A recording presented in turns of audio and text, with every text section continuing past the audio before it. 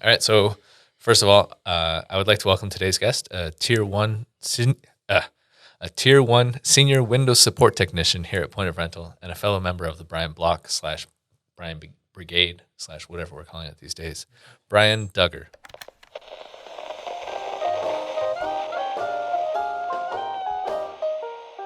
Welcome to the Front Porch with Brian Beaudry.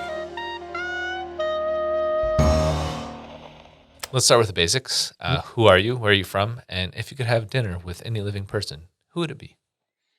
I'm Brian. Yeah, I was gonna say we'll start with the easy one there. Yeah. I was born and raised up in the Frisco area. Just recently moved down to the Euless Arlington area. Okay. If I could have dinner with anyone alive today, honestly, probably Joe Rogan. Seems like a pretty interesting guy to talk to. Okay.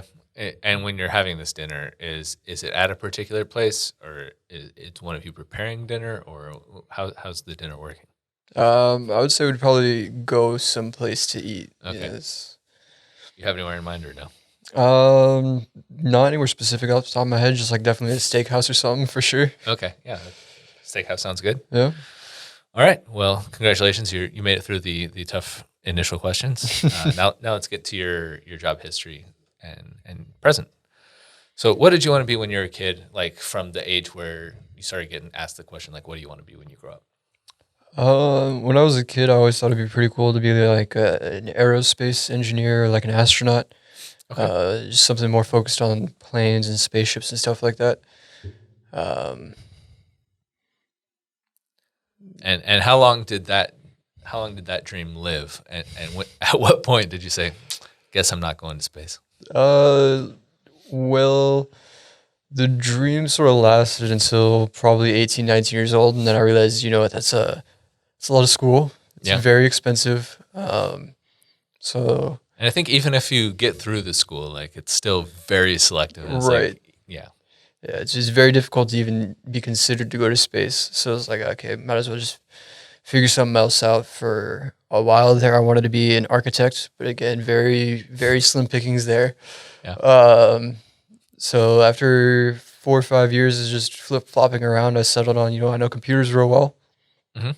I set up my own network at home and started going to school for IT and got this job. It's my first IT job. Cool. So, wow. So what were you doing before? Like what you said, flip-flopping around in a bunch of jobs. What are these other things that you're doing? Exploring. I worked as managed a few gas stations. I served some tables. Worked as a bartender, a barista. Mostly just service-esque jobs. Yeah, I was going to say, it sounds like a lot of serving people and helping people. Yeah. Do you have, did anything crazy happen when you were managing gas stations? Gas stations always seem like they are a little scary to work at. Yeah. I think the craziest thing to happen, fortunately, it was a pretty calm area. But the craziest thing that happened was, I want to say, around 10:30, right before we closed the gas station down for the night. Mustang pulls right up to the front door of the gas station, completely beat up. It looks like it had been in an accident. Wheel is popping off. And this girl stumbles in and she's like, hey, slurring her words and everything. She's like, I just ran over a roundabout. And I was like, dude, the nearest roundabout's like 10 miles away. She went into the bathroom. I went outside, checked her car. I was like, yeah, she was definitely driving drunk. I had to call the cops on her and everything. And before they showed up, she was zipped down all the way down the road. And we saw the cops drive by maybe 5 minutes later. All right. And did you have to give a report, or did you just be like, hey, I know what I know, you guys, it's on you now? It was more so like, since she drove off while I was on the phone with him, I was like, this is like, I did what I could. I mean, Yeah, there's not much more I can do. I can't force someone to stay here. that's true. There's no like official reports or anything. They didn't stop at the gas station after they caught up to her or anything. They just went after her, and that was the last I heard about it. Interesting. All right. Well, that sounds like a heck of a way to close the store for the day. Oh yeah, it is safe to say we didn't do a lot of cleaning up. It was more of just keeping an eye on the roads. Okay, so you also mentioned that you tended some bar, I guess. Yeah. So do you have any tips for those of us who very rarely go to a bar and aren't sure of some of the etiquette, are there like is there a top 5 list of pet peeves that you have as a bartender? Like what am I doing that's annoying a bartender? I don't know, man. The most annoying thing people would do is they just sit there and just wave and start saying, "Hey, hey, hey, hey, hey." After a certain point, just shout your order. Like, just say, hey, Corona. We'll get to it. If we didn't get to it, just keep shouting Corona. Eventually, you'll get it. Sometimes it's just too hectic. We don't even realize we haven't talked to a guy yet. Yeah. There's also, I mean, don't leave a mess. If you're gonna drink, and obviously, like, everyone likes to have fun and party and go out. Ideally, don't take your shoes off and put them up on the bar. Wait, that happened? Yeah. I've never seen this. Don't ask me to charge your phone or call or lie to your significant other about where you're at. This happens a lot. Okay. It's like, I guess some people are not meant to be out drinking, and their significant other calls and they're like, no, I'm at a coffee shop. Don't worry. Here's the barista. And you're like, oh yeah, make coffee. Sure. I definitely make beverages of some type. Yeah. Yeah. Okay. Well, that wasn't in our traditional top 5 form, but I do think you got to 5, so I'll allow it. What would you say was your career highlight before getting to point of rental? Because it doesn't sound like those had anything to do with like IT or something that you were a bit more excited about getting into. And they definitely weren't in space, so I assume. Yeah, no, definitely all on the ground. That's tough. Yeah, because this is my first IT job. This is my first role in my career. So, Yeah. I mean, I could say like the highlight of the best place I worked before here was. Oh, it doesn't have to be a best. It can just be whoa, that was crazy. Yeah. Well, definitely there's this coffee shop up in the Shops of Legacy. It's called Cafe Intermezzo. Small, I think there's only 3 locations across the U.S. The first one started out in Atlanta, Georgia, and a lot of celebrities go there all the time. So it was pretty cool working in that environment. We have the CEO of the whole company come in every now and then, and he'd tell stories about how, like, oh, Shaq came in one time and we had to like escort everyone out to the other side of the building and try to keep it really quiet that he was here. And I was like, that must have been impossible. The dude's a giant. Yeah, it's like, all right, no one noticed the giant 7-foot tall guy walking in. Yeah. Did any celebrities come to your location, or was it only the other ones that all the ones go to? We had a few every now and then. Unfortunately, I wasn't working those nights though. I'll just come in like later that day or the next morning and hear about it, and they'd just be like, man. They heard that Brian was working, and they're all like, "Oh, we can't come in at that time. Yeah. We'll have to put it off." Yeah. Okay. Yeah. Well, that sounds a bit unfortunate, but so how did you find point of rental? Because obviously that's not similar to what you were doing at the time. So. Yeah, so the school I was going to, I went to My Computer Career. And they partner with different tech companies in your area to help you find jobs and get interviews faster. And coincidentally, Point of Rental was the first one I applied to and the first one to reach out. So Wow, that really is faster. Yeah. That sounds so much more efficient than my job search, because it took me like several months to find Point of Rental when I was looking. It was, as soon as I got the ability to start applying to jobs through the portal that they provided, I applied to Point of Rental and I went back to studying. And next thing I knew, I was getting called by Lathan, and he was like, "Hey, is now a good time to have a phase 1 interview?" I was like, "Now's the time, better time than any." Yeah. All right. You have a super long job title, as anyone could tell by how much I mess it up at the beginning. So what do you do? What is a Tier 1 Senior Windows Support Technician? So it's essentially just the senior role for the Tier 1 team. I'm the one there with most tenure, but we're the sort of the first line of defense when it comes to IT, I guess. Yeah. Tickets will come over from the software support team, whether it's a printer, a credit card, or a bug in the software. And it's our job to sort of call the customer back, try to figure out what's going on, try to resolve it as soon as on our first call. If not, we keep following up and we do our due diligence until we're able to resolve it. We don't really escalate anything to the Tier 2 team. They're more focused on like installations, deployments, migrations, upgrades, stuff like that. Whereas we're just just support. more often than not. Yeah, you're just trying to take care of everything, so none of those things end up on their lap because they have so many other things to focus on. Right. Okay. By the way, if anyone out there is listening to this, there's currently some roof construction going on at Point of Rental Studios, so we apologize for the random interruptions, and I apologize to you as well for the interruptions. I know we've been dealing with it for a while. Oh yeah, it was real bad when they're on the other side of the building. Yeah. All right. So I remember when you first got here, you were doing a lot more of the going around the office and helping us pointers out with the problems that we were facing. And is that just kind of how things work in IT? Is you start off and you're helping internally, and then you're eventually allowed to talk to customers? More or less nowadays. When I first started, my team, we weren't just customer focused. We did customer and internal support. But more recently, I want to say maybe 14 months after I started here, they split the internal team off to be their own separate teams. So now there's a group of people that do internal IT, and we just focus on customer facing stuff. Nowadays, when we get new hires in the customer team, we'll have them do pretty much internal work, quote unquote, where it's all like they're helping. They're setting up their own environment. They're building their own computer and getting it all set up with the software and making it all work together. They'll do some small tickets with us, and then next thing you know, they're calling customers, doing tickets with them. Yeah, I noticed that we have a lot more internal customers now to deal with, and I'm sure it's a lot more challenging with so many people doing things remotely and the number of software things that we use internally and getting all that hooked up. Yeah, we definitely still help out from time to time, whereas more so on the software side of things. But usually most of the internal stuff's handled by the internal team. Like you said, we grew a lot my first year. I think when I started, we were 220, 250 people, and now we're up closer to 400 plus.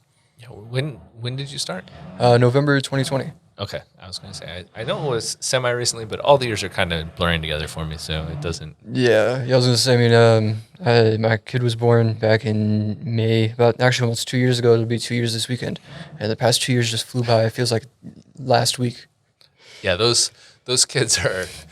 The birth is, like, really helpful for figuring out when other things happened around that, because, all right, life definitely changed a lot at that point. Yeah. So what's it been like... working here and having this as a pretty new job, and then having a kid shortly thereafter? How did that affect just how you work, I guess? It was more of like a wake up call, for lack of a better term. Like when I started, I had the axe to the grindstone, and I was working as hard as I could. But as soon as I held my son, it was like a switch flipped in my head, and all of a sudden I started focusing more on long-term career goals and focusing on like where do I want to be when I'm 30, 40 years old? How do I want my career to impact his life, rather than more so like how can I make more money so I can satisfy myself? Is more like how can I provide more? Yeah, that's cool. Definitely some added stress, but it's to be expected. Sometimes the stress helps you build and helps you focus on the more important things. So, awesome. What is your favorite part about your current role, as opposed to what you were doing before then? I'd say like there's a lot of things that are up there at the top of the list, but one of my favorite things is when you have that really disgruntled customer who's just can't understand why something is going wrong, and you go in there, you fix it, and just hearing the sigh of relief and their appreciation for actually being able to do whatever they're trying to do is definitely one of my favorite things. Awesome. Well, I don't want to say I hope that you get that level of fulfillment, because then it means that someone was really upset. Right. But I'm glad that you're able to turn those frowns upside down, if you will. This is definitely something that's... like we were saying earlier, all my previous job experience is customer service based, so it's something that sort of followed me around from job to job, is solving problems and getting that satisfied customer. Yeah, and I assume that that definitely translates over into what you're doing. Yeah. What do you wish people knew about what you do that they just don't seem to understand when they're asking you for stuff? should, You should there know, be a list on this one, or No, I'm just I might be shooting myself in the foot here. But most of the time when people ask me questions, I just turn around to Google and type the question in, and I do some troubleshooting on my end before I turn around and give them the answer. okay? So you're a real life. Let me Google that for you. Yep. I'll just Google it and I'll try a couple of things, and as soon as I got the issue resolved, I'll call you back up, or I'll turn around to you and just say, hey, here's try this. It is convenient to have that person out there going through all the solutions and making sure this one's the one that's actually going to work, because Right. there's a lot of potential things out there on the internet. Yeah, and there's a lot of you don't see it too often nowadays. Google's getting pretty good about blocking it, but back about 5-10 years ago, there's a lot of bad actors. You'd search up how do I solve this problem, and they say, hey, just download this and run it. Yeah, And next thing you know, you can't use your computer now. yeah. So All right, so we have you to take on those risks for customers. All right, so before we get into your non-professional life, I want to play a game with you called Brian or Lion.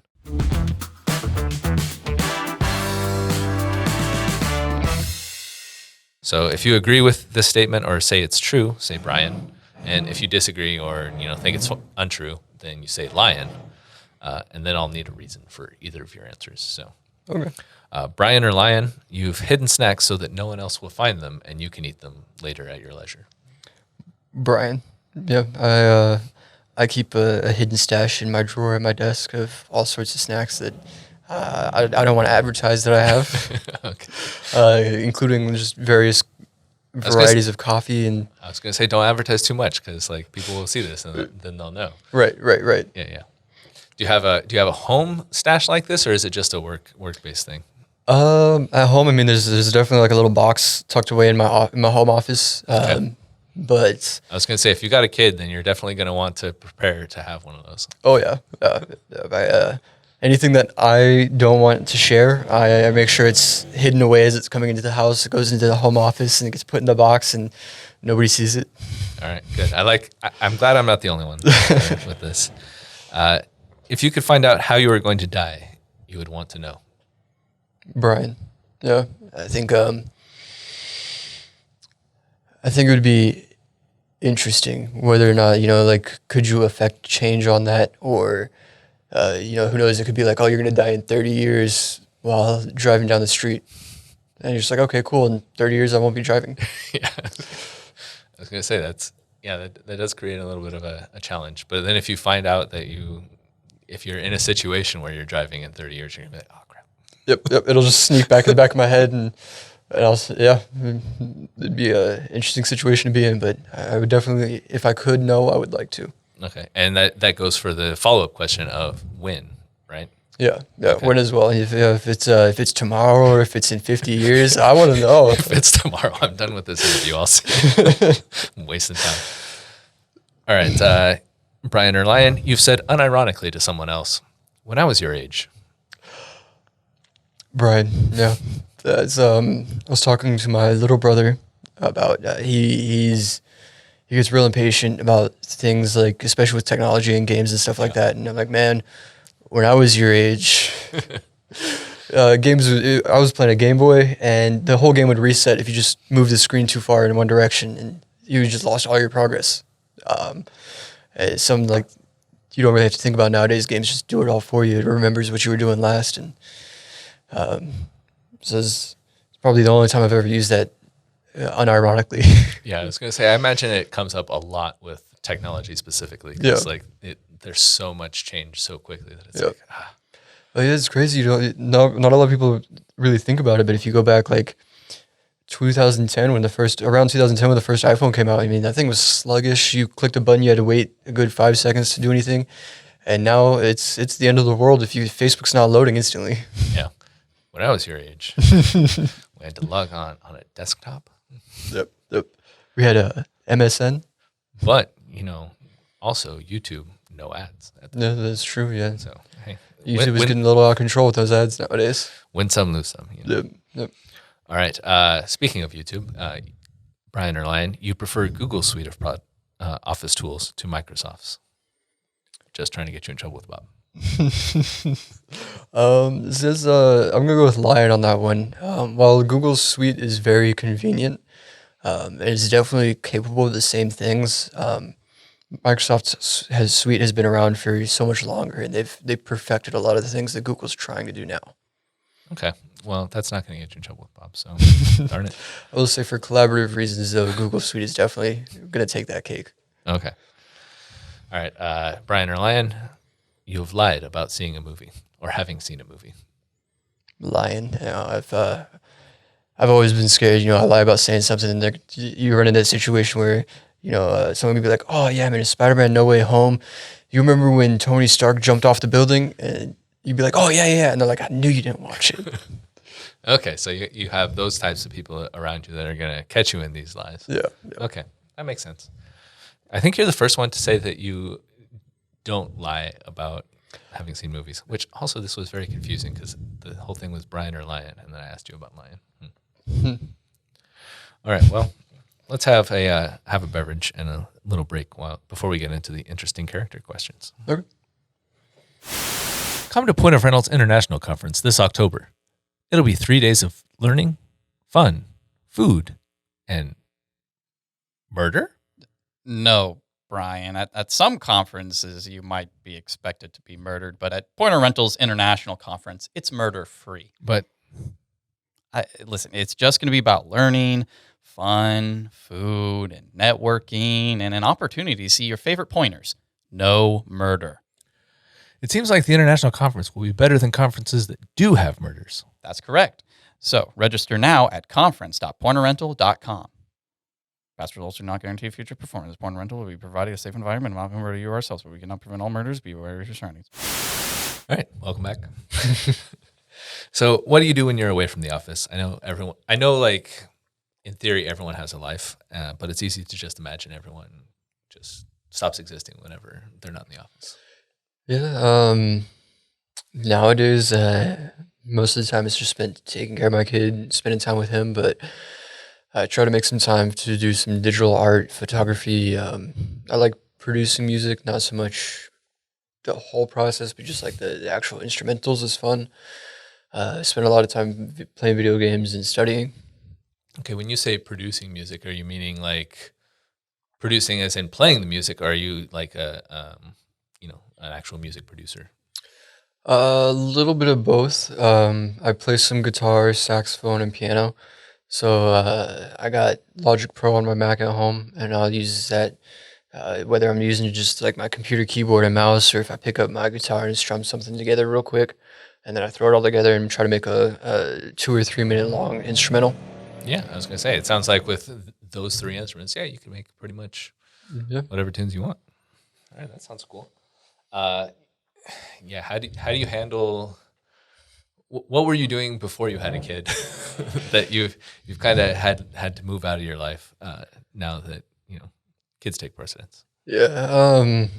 Before the kid, I would say, I went outdoors a lot more. Now that he's around him, he's just too small. Can't spend 8 hours walking around some woods.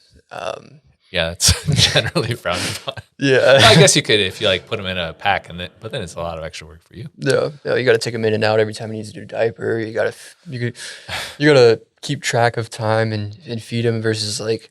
That's true. When he gets a little bit older, I'm hoping to go back out and hike around some more, and hopefully at that point in time, he's saying, "Hey, I need to go to the bathroom," or "Hey, I'm hungry," or thirsty or something. It is helpful once they learn that ability to let you know and really understand whatever's happening, and instead of just I don't like whatever's happening. Yeah. Right now it's very much I don't like this, and you're like, okay, what's this? Yeah, I don't know.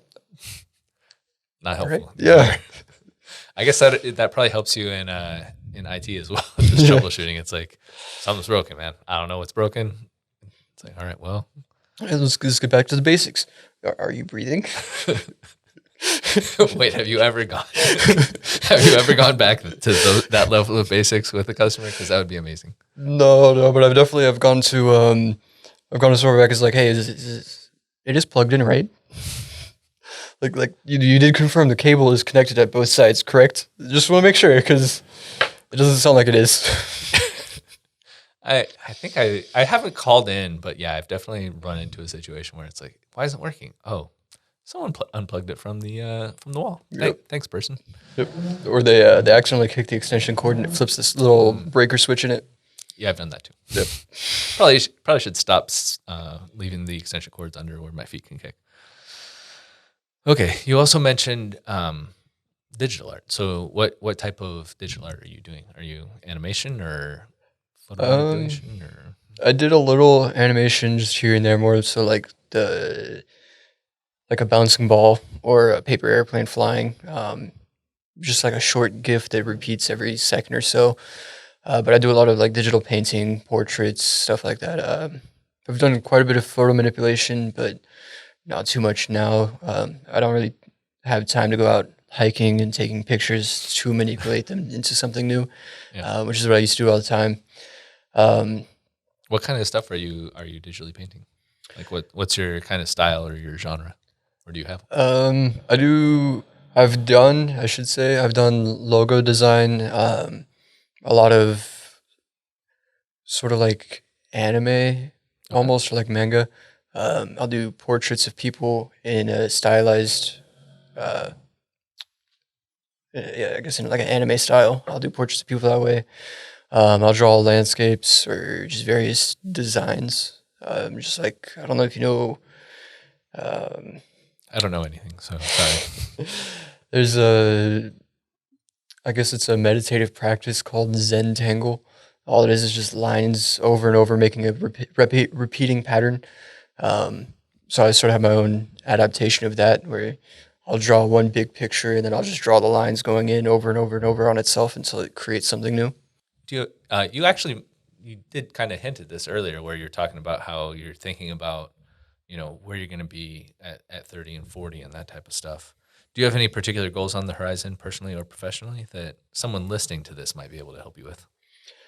Yeah, my long-term goals definitely within the next 5 years. I would like to get into cybersecurity with a focus on pen testing and exploitation development. Um, More so, I mean, most people, that raises a red flag when you say exploit development. Yeah, you're scaring me a little. It's more so there's programs out called bug bounties. Apple has a big one right now. Nobody's been able to submit one yet. If you can get into an iPhone without any interaction from the user, they'll give you $1 million. That does sound like a good reward. Yeah. So yeah, I can see why you might be compelled to try to get into this. Yeah. I hope you're not going to do it for more than the reward entry. Oh no. You're gonna be white hat. Yeah, white hat for sure. If I mean, different times. I mean, like back in the start of computers, it was a lot harder to get caught. Maybe do something stupid every now and then, but nowadays everything's tracked with cookies and everyone knows what you're doing already online. So That's true. That's a warning to all of you out there online. Don't think that your private or incognito browser is protecting you. So let's see. The last one is, do you have any questions for me? So it seems a little unfair that I get to ask you all of these questions and you wouldn't have an opportunity to ask me a question. So if you have a question for me, floor is yours, sir. how did you get started doing what you do? As far as getting into marketing, so I was going to go to college and do urban and regional planning. And then basically my first course for urban and regional planning was kind of develop your philosophy of urban and regional planning.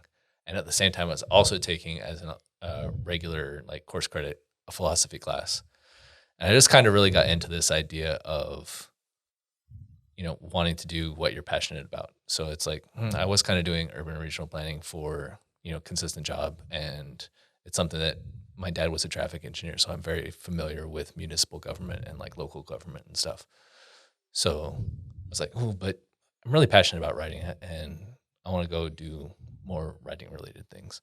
And then, so I went to journalism, and journalism, there's no jobs and no money. So it's like, let's do marketing. Yeah. I was gonna say with journalism, I mean, I thought about being a investigative journalist on the side as like a little just side project. And yeah, you're right. You spend more money doing it than you do making. It turns out that for some reason, not a lot of places want to pay you to dig up information that makes them look bad. Yeah. Yeah, it's very strange. All right. Well, thank you for your question.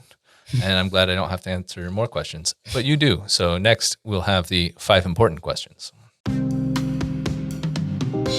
5 important questions. 5 important questions. 5 important questions. Question number 1 of the 5 important questions is, what would you say is your greatest success in life? I mean, I know you have a lot of life left to go, but well, I don't know that, but we'll find out whoever gives you that answer. Right. As cliche as it sounds, I think my biggest success would be my son, honestly. Yes, that's very cliche. Yeah. But I'll allow it because I really need to make that like, you're not allowed to bring up your family or any of that stuff because everyone always goes there. It's just such an easy route to go. And, if you want to show your family later, it wins brownie points. That's true. All right. Well, I hope your son appreciates it. Question number 2. What is your greatest fear? I think my greatest fear would be finding out that we're truly alone. Like there's nothing else in the universe, it's just us. That is my greatest fear. I know that there's no concrete evidence right now, but it's all theory right now. But it'd be kind of terrifying to be in an infinitely expanded universe and we're the only living life that's somewhat sentient. And I mean, whether it's the case or not, we should probably be nicer to each other, I guess. Huh? Yeah. All right. If you could tell first day at work, Brian, one piece of advice, what would you tell him? If I could tell them anything, I would just say start learning as much as you can about cloud computing and security as soon as possible.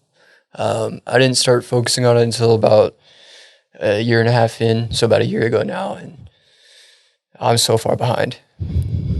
I think it's easy to feel that way. I think you're probably not as far behind as you think you are, but yeah, it's very clearly where everything's going, and it's like, yeah. Now that we got almost all of our products have cloud offerings, and it's strange to say that I barely know anything about cloud when it comes to the bottom line of it. So when you become that cloud expert, then do we remove the Windows part of your job title? I thought they'd do the same thing when I got here, and I was like, man, I know everything there is to know about Macs. Can I be the Mac support technician? And, unfortunately, because our product is mostly Windows based, we will always be Windows support technicians. Okay, so maybe we can just add it. So you can be the tier 1 senior Windows Mac cloud support technician.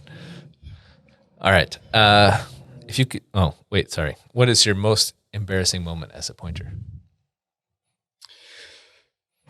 We all have that one time. Yeah. So our software has a dependency called Crystal Reports. Fun fact, you should not try to reinstall Crystal Reports in the middle of a workday. Okay. Otherwise, you may or may not take down an entire company for 2 hours and want to keep the whole phone call quiet. Yeah, that doesn't sound good for anyone. So that is a very good piece of advice. Maybe you should have given that to first day at work, Brian, as well. Yeah, that would have been a good one. Yeah. I tell all the new hires now, I'm like, hey guys, just fair warning. Crystal will let you uninstall it while it's running. All right. So anyone out there also interacting with Crystal Reports, don't uninstall it while it's running. Yeah. Okay. Well, sorry you've been embarrassed. You've been sentenced to death as doing such a thing with Crystal Reports is now a capital offense. As you're aware, we like the death penalty in Texas. So what is your last meal and why? I think a good last meal would probably be a nice big, like a a cowboy ribeye or a tomahawk, a baked potato, and a glass of whiskey on the rocks would be pretty good last meal. All right, and you're inviting Joe Rogan to this last Yeah. meal. Yeah. And mostly just because it's a staple. I mean, steak and potatoes, you can't go wrong. It is a good classic. Yeah, I like that you also included a drink, which often people neglect. All right, if you could change one thing about yourself, what would it be? You know, I wish I was more outgoing.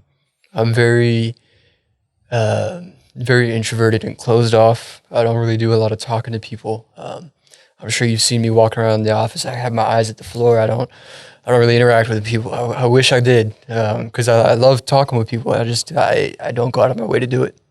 I can relate. I have a very similar walking around the office thing where it's like, I don't know how much of a conversation people want to have. And sometimes it's like, well, I have to do a thing, so I don't want to start a conversation and then be like, oh yeah, by the way, no, I didn't mean to actually start a conversation. I can leave. Right.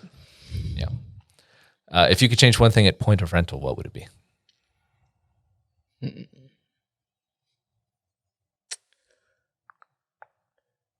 It's like a time bomb diffusing right now. I mean, you can get yourself in as much trouble as you want to, but Right. If I could change one thing though, I think I would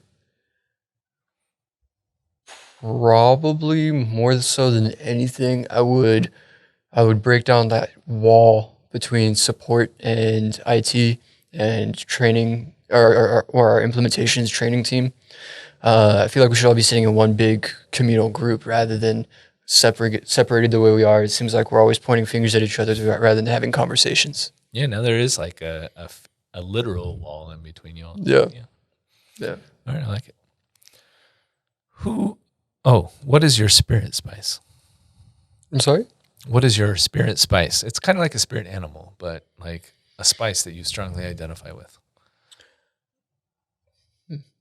It's a question no one else asks, and every time no one knows what I'm talking about, so I see why no one else asks it. Yeah, I mean, this is a good question. I would say probably crushed red peppers. Okay, why crushed red peppers? Why is that, Brian? Mostly, I mean, I put that on everything, honestly. I'm not going to lie. But I don't know. It's Like honestly, I'm about 75% crushed red pepper right now. So all it just feels. I don't know. It just feels right. I don't know. Like, all right, that's okay. You don't have to have a good answer. You just have to have an answer. And Right. It just feels right. Works. All right. Tell me a secret about point of rental.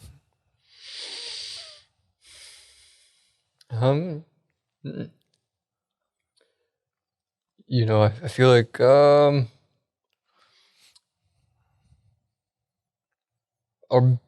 good secret about point of rental is for as much finger pointing as there is that I just said about you know, we are one big family and we do look out for each other, whether it be an internal situation or an external situation. We're all there for each other, even if we don't outwardly say it. It's not something I've found at many other companies where, you know, you could come to me or I can go to you about an issue and we'll work together to solve it rather than just being kicked to the curb. Yeah. All right. Yeah. I hope you don't ask me to help with most of your issues because I'm not going to be very helpful. But I get the general spirit of what you're going with. All right. What's something, whether relating to our software or not, that you could teach a 3 to 5 minute class about? I could probably, honestly, I could probably do like a 3 to 5 minute class on music production or photography. Wouldn't be too difficult. I mean, there's obviously so much more you can cover. Yeah. And then just 3 to 5 minutes, but you can definitely do a quick rundown. Okay. Are those the things? I have a follow-up question, which is, what would you be excited to do a 3 to 5 minute class about? Are those the things? Yeah. But either one of those, I'd be pretty excited to teach. Awesome. All right. Well, thank you, Brian, for chatting today. To anyone who made it to this point with us, thank you for listening, and we'll keep the porch light burning for you. Thank you for having me.